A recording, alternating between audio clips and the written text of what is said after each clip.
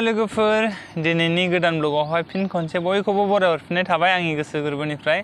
स' लोगोफोर आं दा नाइट डिउटि मावनानै फैबाय दङ ओमफ्राय नैयाव लामायाव दसे जिरायदों आरोना ओमफ्राय लोगोफोर आं दा जोंनि मेडिकेलनि थ्रुयै एसे खिन्थानो नागिरदों नोंसोरनो स' लोगोफोर आं दा गुजरातआव दङ गुजरातनि केन्सार मेडिकेलाव ओमफ्राय जोंनि मेडिकेलनि नामा मनि सेवा आश्रम होनना बुङो ओमफ्राय रियेल जे मेडिकेलनि नामा कैलाश केन्सार हस्पिटाल होनना बुङो आरोना ओमफ्राय अनलि केन्सारनि इलाज जायो आरोना लोगोफोर ओमफ्राय बे मेडिकेलावहाय गोबां दाब दाब जायगानि फैयो एमपि इउपि गुजरातआवहाय केन्सार बिराद फेमास माने बिराद मानसिफोरखौ केन्सार जायो गुजरातआव ओमफ्राय आङो जोंनि आसामनिखौ लोगो मोनदोंमोन तेजपुर थेलामारानि सासे असमिया लोगो मोनदोंमोन बिमाया केन्सारमोन बेसाबो ओमफ्राय इयाव लाना फैदोंमोन आरोना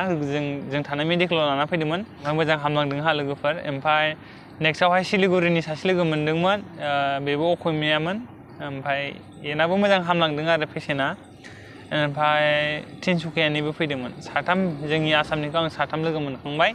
बेवहाय केन्सार पेसेन्ट लाना फैनाय ओमफ्राय नुहुरनाया जोंनि मेडिकेला बेनो आरोना लोगोफोर 5 थाला बिल्डिंबावसो ओमफ्राय बिराद गिदिर मेडिकेल बियो माने देग्लायसो ओंखारनाय नैबे दा गोदान नुनाया देग्लायसो माने ओंखारजोबनाय आरोना ओमफ्राय फुराना मेडिकेला ओरैजासो दङ ओमफ्राय आं सिंनि भिडिअखौ मानो बानायासै होनबा सिङावहाय केमेरा दंजोबो ना बेनिखायनो माने आं सिङावहाय भिडिअ बानायासै आरोना लोगोफोर आरो सिङाव एलाउबो गैया मिथिबाथाय नङाबा सोरबाफोर नुसनबायबा दायानो जागोन आंहा बेनिखायनो माने भिडिअ बानायासै थेवबो नाजागोन आं मालाबा नोंसोरनो भिडिअ बानायनो लोगोफोर सिंनिखौ देखायनो नाजागोन आरोना ओमफ्राय आं दा बे केमेरायाव देखायनो नागिरदों बेवहाय नैयावहाय 5 कररनि मेसिन दङ मुलि बानायो केन्सारनि मुलि बानायो बेवहाय ओमफ्राय नैफोर गारिया माने मुलि लांलाय लाबोलाय माने डिलिभारि गारि आरोना ओमफ्राय जे 5 थाला नुदोंना एकदम लास्ट फ्लोर बै लास्टनिया बेवहाय सेस डाक्टारफोर थाजोबो आरो सेस डाक्टार स्टाफ ओमफ्राय सेकेन्ड पेसेन्ट थाग्रा ओमफ्राय इयाव पेसेन्ट थाग्रा ओमफ्राय इयाव पेसेन्ट थाग्रा ओमफ्राय लास्टआवहाय नैबे इमारजेन्सि वार्ड ओमफ्राय बिनि सिदा थाङोबा किम' वार्ड मोनो ओमफ्राय लास्टथिं गाहायाव अपिडि दङ आं मालाबा नाजागोन हा लोगोफोर नोंसोरनो सिंनि भिडिअ देखायनो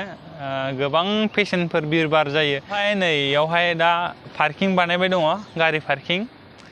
माला कमप्लिट जागोन मिथिया बेवहाय डाक्टार पार्किंसो जागोन ना पेसेन्टफोरनि गारिसो दोनगोनथाय दा बुंनो हाथ'वा ओमफ्राय पार्किं बानायबाय दं आरो गोदान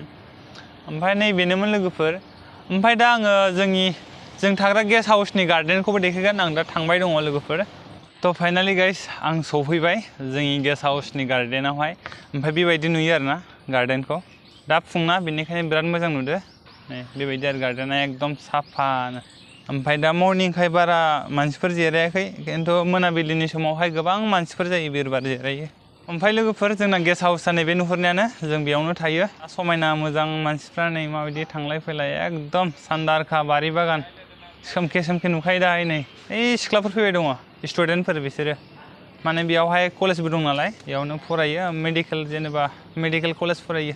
स' लोगोफोर दिनैनि भिडिअखौ बेयावनो दोनथ'नाय जासिगोन भिडिअखौ नायनानै मोजां मोनदोंबा लाइक कमेन्ट आरो साबस्क्राइब खालामना होबानो जाबाय आरो शेयार खालाम हाजासे ओमफ्राय आं न'आवबो थांथारसिगोन बावला न'आव थांबा राइडिंनिबो भिडिअ सफैथारसिगोन आंनि बे इउटुब चेनेलाव स' लोगोफोर नेक्स्ट भिडिअ थाबैनो लोगो मोनफिनगोन बाय बाय